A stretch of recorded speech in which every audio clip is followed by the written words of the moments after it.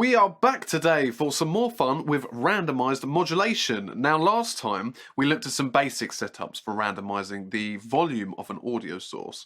We looked at how we can use the random.range function to produce a random number for us to use and different script designs for interacting with our scripts in Unity's Inspector. Today, however, we'll be improving our scripts from the last lesson by looking at creating our own function specifically designed to modulate audio source properties. We're going to look at some new features to use with functions to give them more, functionality, and we're also going to introduce ourselves to the pitch property of the audio source component and interact with it inside our script. Now, why might we want to create a function dedicated to random modulation? After all, we learnt in the last lesson that we can just calculate our modulation in whatever function we're using to play our audio in, which in the case of our power up audio script from the last lesson is the onTriggerEnter function. Well, the first benefit is organization.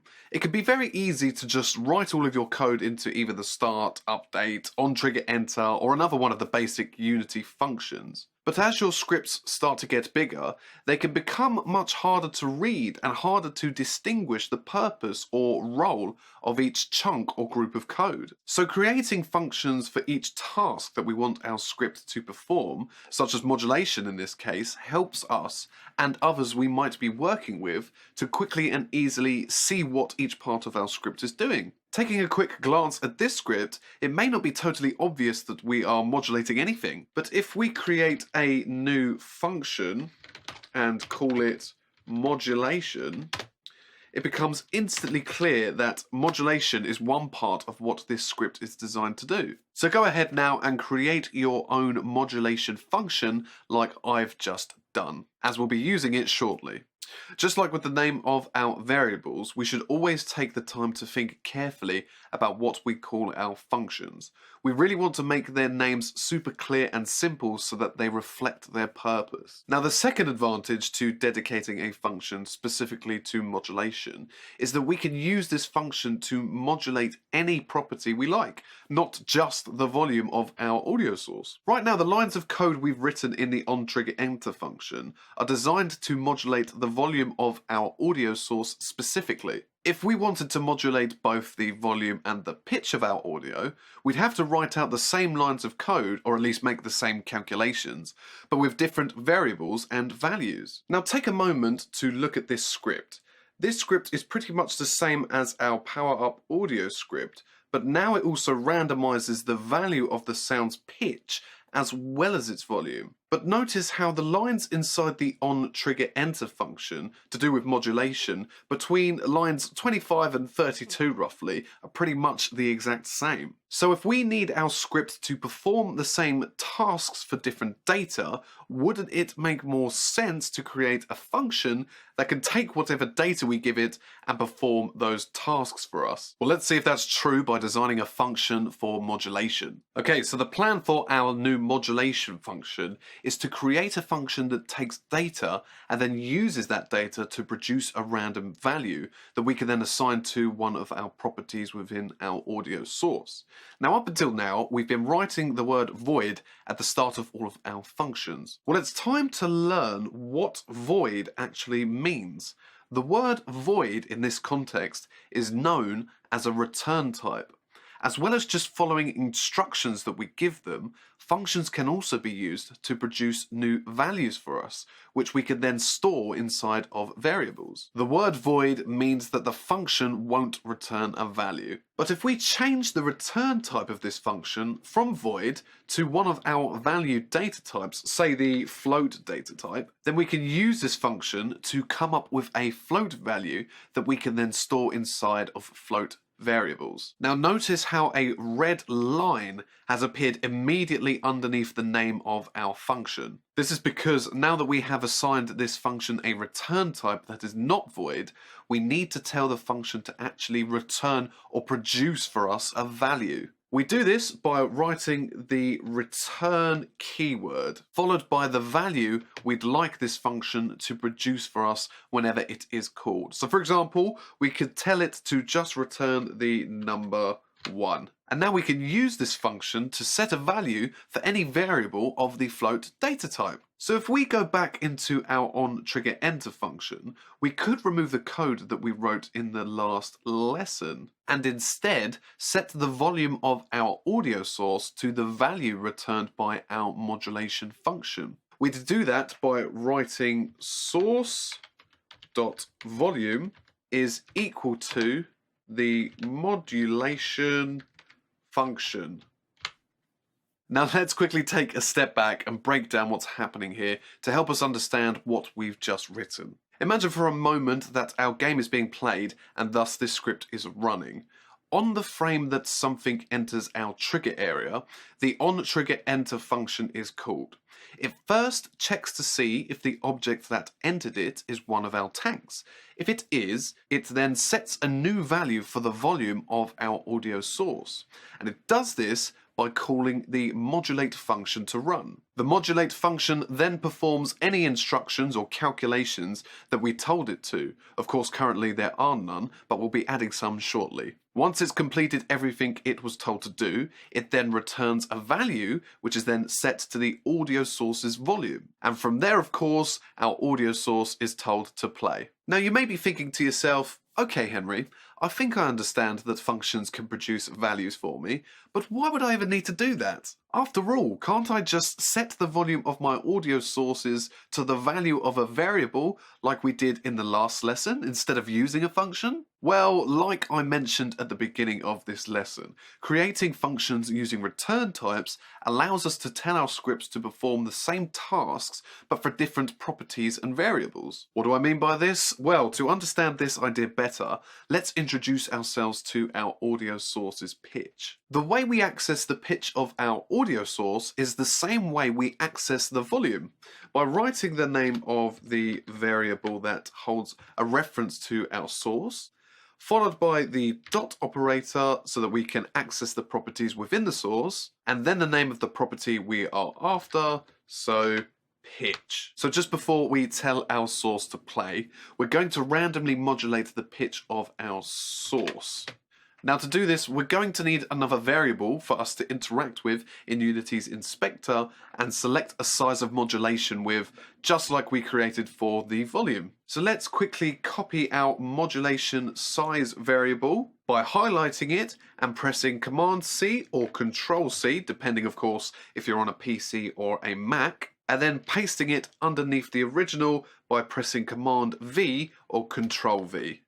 Now we obviously can't have two variables of the same name, otherwise Unity will get confused. So let's rename the first one to vol mod size, short for volume modulation size, and the second one to pitch mod size, short for pitch modulation size. We also need to change the range in which our pitch modulation size can be set to. If you remember back to our audio source lesson in Module 1, we learnt that the pitch ranges from -3 to 3. Just like we did with the audio source's volume range, we want to take the difference between the pitch's highest and lowest possible values and use that as our maximum possible modulation size. Because the volume ranges from 0 to 1, the difference between those two numbers is 1. So for the pitch, we need to set the lowest value that this variable can set at to 0 and the highest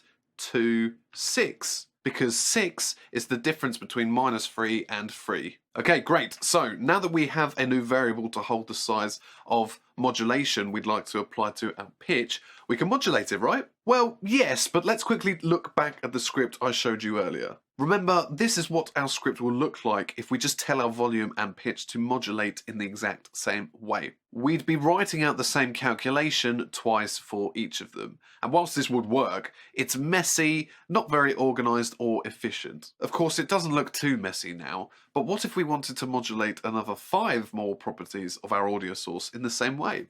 We'd be telling our script to perform the exact same tasks like this for all of them. So instead, what if we used our new modulate function to perform that task for whatever property that we tell it to, and then return the appropriate value for either property? Well, that's what we're about to set up. But first, we're going to need to learn about another feature of functions. For now, we're going to leave this line of code as it is, despite the fact that we're being shown an error in the form of the red line underneath the line below it.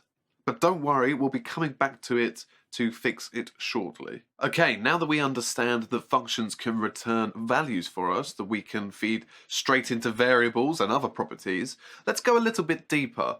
In a similar way that these functions can output data, they can also input, receive, or store data. They can then use that data to help them make any necessary calculations and perform the tasks that we tell them to in order to produce a return value. Now, the way we can give functions data is with function parameters, sometimes also referred to as arguments. Remember back to when we first learnt about the onTriggerEnter function and how inside the brackets that sit next to the function's name, we used a variable of the collider type. Well, that was a function parameter. What happened was that whenever Unity detected that an object had entered our area, it would tell our onTriggerEnter function to run for us, just like it tells our start function to run for us on the first frame our script is active for. But at the same time, it also took a note of the object's collider component that entered the area and stored a reference of it inside of our function parameter called other. We were then able to check that reference and find out the name of the object that that collider belonged to. Now, function parameters are basically just variables. We can create one by writing a data type and a name for that variable inside the brackets of the function. So inside the brackets of our modulation function,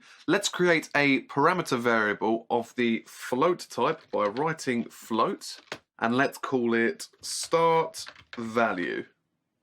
Now, of course, you can call parameters whatever you like, just like with regular variables, but we're calling ours start value for a specific reason, which I'll share with you in a moment.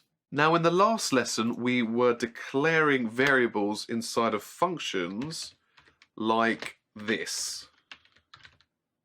Now, function parameters are similar to these local variables in that they are temporary and they are only processed by our game during the frames that the function is running on. The difference between the two, however, is that we can't set the value of or get access to any variables we declare within a function from outside of that function. However, we can set the value of a function's parameter as we call the function to run. So for example, you may have noticed the red line that has appeared underneath the name of our function, where we are using it to set the value of our audio source's volume inside of the onTriggerEnter function. Well, this is because we've added a function parameter to the modulate function. It can no longer set the volume to 1 because it needs us to feed some data into the function parameter that we called start value. The way we do that is simply by writing either a number, because it requires float data, or a variable of the same data type.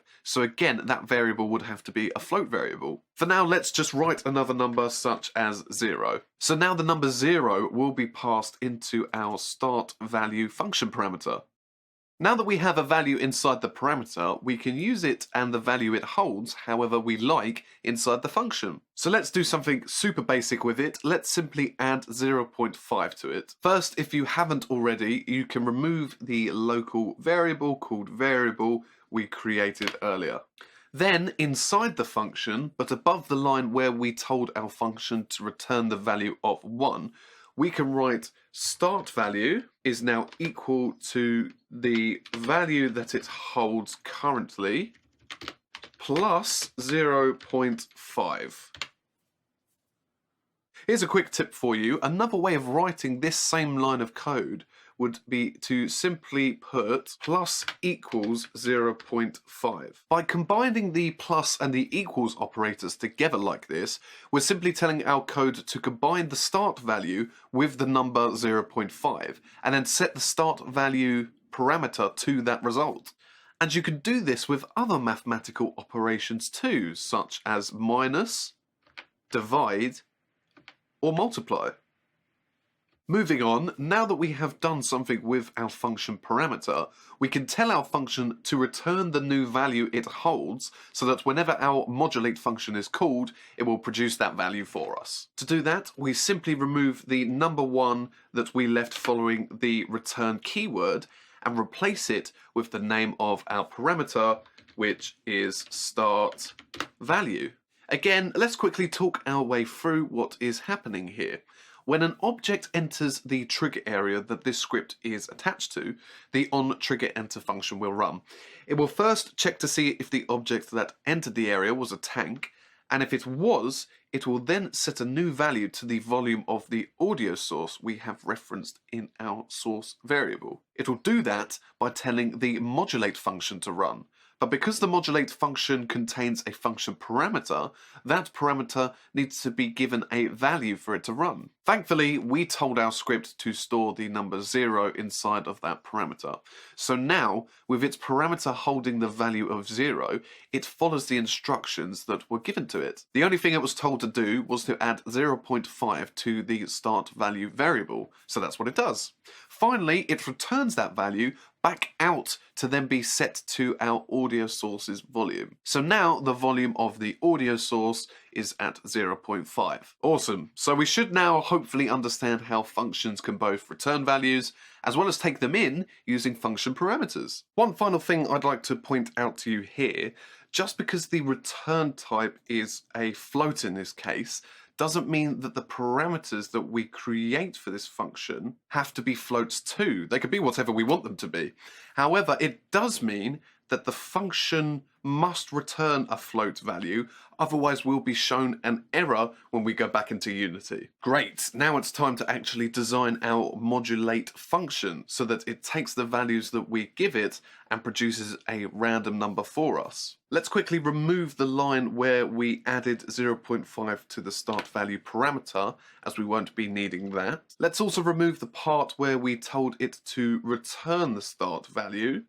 So we'll be using the same method to modulate our properties that we used in the last lesson by using a starting value, defining a size of our variables we created, and then using the 2 to calculate a range for which the random.range function can pick a random number between. But this time, because we'll be using this function for both the volume and the pitch, we'll want to use function parameters in place of any specific variables that we need for each property. Let's write it out to understand what we mean by this. Now, the first thing we did in the last lesson was declare a float variable to hold the minimum possible value that our property could be set to. So let's write float min. Next, we set its value to be the result of a calculation. That calculation took the audio source's volume and minused half of the volume modulation size from it. Now remember, this has to calculate the correct minimum value for both the volume and the pitch. So we can't directly feed either the source volume or the volume modulation size into this calculation. But what we can do is feed that information into function parameters instead. Now we already have a parameter to hold the volume's starting value, but we need another to hold the modulation size. So next to the start value parameter, we'll separate it from our new parameter with a comma and declare another float and call it size. Then we can simply replace source.volume with start value and volume modulation size with the size parameter we just created. Then if we go back into our onTriggerEnter function, we can feed the values of our audio source's volume and the volume modulation size variable into those parameters.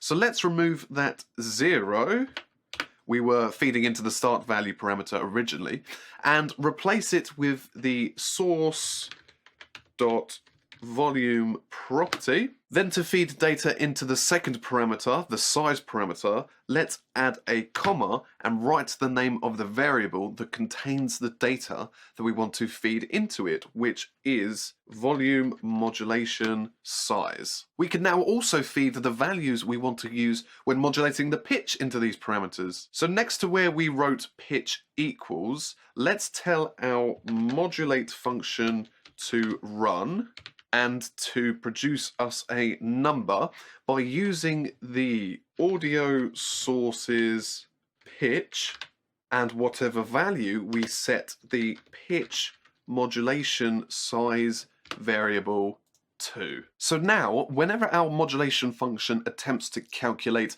the minimum value for each property, it can use that property's start value and modulation size because we told our script to store that information inside of the function's parameters whenever this function is called. Great, so the next thing we did in the last lesson was calculate a maximum value. So inside the modulation function once again, let's declare a float variable called max and set its value to whatever value is within the start value parameter when this function is called, plus half of whatever the size parameter is. Next, we need to pick a random number between our min and max variables. So let's declare a new float, this time called final value, and call the random.range function. We'll then give the function our min and max variables. Now let's pause ever so briefly here. You can see how what we've written here on this line is pretty much the same as what we've written inside of the onTriggerEnter function. In both cases, we're setting a new value to a variable by calling functions to do some calculations for us. Both functions were declared with function parameters, so in order to use them, we have to feed data into these parameters through the brackets of the function. The only difference between the two really is that we can see in this script both where we've declared our modulation function and called upon it to run because we created it ourselves. Whereas the range function was declared within a different script or a different class by the Unity developers. Here, all we're doing is calling it to run. Anyway, back to our script. The final thing we need to do is return the value that we actually want to set our volume and pitch to.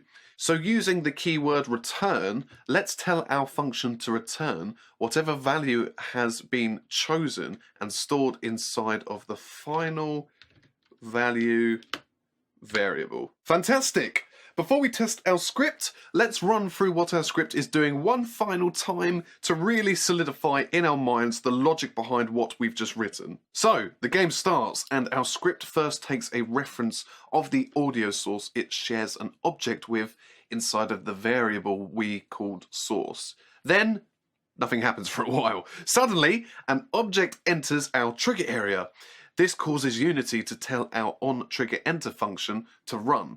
The first thing it does is check the name of the object to see if it is a tank.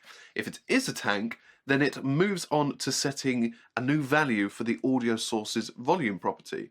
To do this, it then tells the modulation function to run. As it does this, it also stores the value of whatever the source's volume is at inside the first parameter called start value, and stores the value of the volume modulation size variable inside the second parameter called size. Using the new values now inside of those parameters, the modulation function declares a new variable of the float type called min and calculates a value for it. It then creates another float variable called max and calculates a different value for that. Next, the third float variable is created, which has its own value set to it. Using the range function, that value is randomly picked between the min and the max variables. Finally, the modulation function takes the new random value now inside of the final value variable and returns it to then be set as the new value for our audio source's volume. Next up, the audio source's pitch property is set to a new value. To do this, the modulation function is called upon once again. This time, the audio source's pitch is stored inside of the start value parameter, and the value of the pitch modulation size variable is stored inside of the size parameter. So using these two completely different values, the modulation function does the same thing again. It once again declares two float variables called min and max, and uses the start value and size parameters to calculate values for both of them. Then, using those, a random number is picked between the two, which is then stored inside of the final value variable.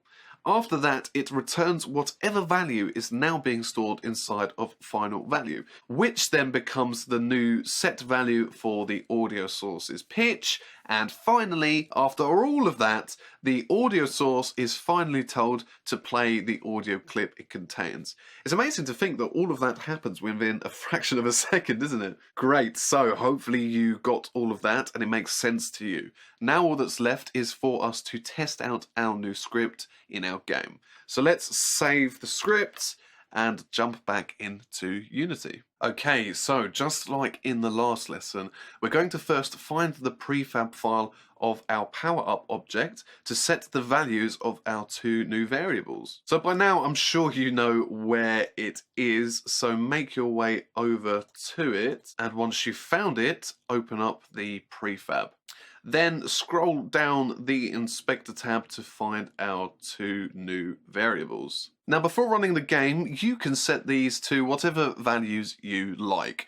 I'm going to set my volume to something moderate like 0.2, but to really test the pitch modulation that we've added, I'm going to set the pitch change size to 2. Then I'm going to set my pitch to start at 1.5. This will mean that our script will set the pitch anywhere between 0.5 and 2.5. Because remember, our script will take half of our modulation size, add that to, and minus that from, the start value of our properties. It then uses those two new values as a range to choose a random number between. Half of 2 is 1, so 1 minused from and added to the pitch's start value of 1.5, giving us 0.5 and 2.5. Anyway, let's save our changes to the prefab file and take a listen inside of our game. So now you're in the game, just drive around and collect the power-up objects and just take a listen for differences in pitch and volume. Now I'm going to do the same, starting with this one over here. Okay, so I can hear that one was definitely a little bit higher, which is a good sign. Let's try another one. Let's try the one over on the helipad. Okay, so that one was definitely lower, which also slowed down the playback of the sound too. Okay, let's try a couple more, starting with this one. Yeah, that sounded like another high one. A very slight high one, but still high nonetheless. I think there's one behind these water tanks or oil tanks, whatever these things are. Yes, here we go. So here's another one. Okay, that one was really high. Nice, so it works very well. Let's do one more for good luck. I think there's one over by these abandoned ruins, if I can find it. Or drive these tanks. There we go. So let's have a listen. And there we go. So that was another low one. Brilliant. So that modulation function works really well. Amazing. So we've just learned a lot about C# in that one lesson. We learned a lot about how we can use function return values to use functions to produce a result for us to use elsewhere in our scripts. We then looked at function parameters and how we can use them to input data to be processed by the function. And of course, we now know that we can call upon and change the pitch of our sounds and music from an audio source during runtime of our game. Now, if you consider yourself a beginner when it comes to C# programming, and you feel like you understood the main principles that we discussed in this lesson, then I would seriously give yourself a pat on the back if I were you. The reason why I explained the logic behind our script multiple times in this lesson is because function parameters and return values can completely throw beginners off and confuse them at first. In fact, I remember personally feeling absolutely lost with these when I first came across them. If, of course, you're still struggling with these ideas, then make sure to go back over these lessons and take all the time that you need to get to grips with them before moving on. And as always, you'll find links underneath this lesson to additional resources that I feel will help give you an alternative perspective to learning about these functions. Just like in the last lesson, you'll find the different versions of the script that we created and talked about today also linked underneath this lesson. You'll also find some alternatively designed scripts. These scripts do the exact same thing as the script we've written today, modulate the pitch and the volume, but they do it in different ways. Feel free to copy these into your project, have some fun with them, and even edit and break them if you like. Doing this may help you understand a little bit better how we can use different function designs and calculations to modulate our audio and just handle data in general using C#. Then, once you're confident and ready to move on, head on over to the final part of Module 2.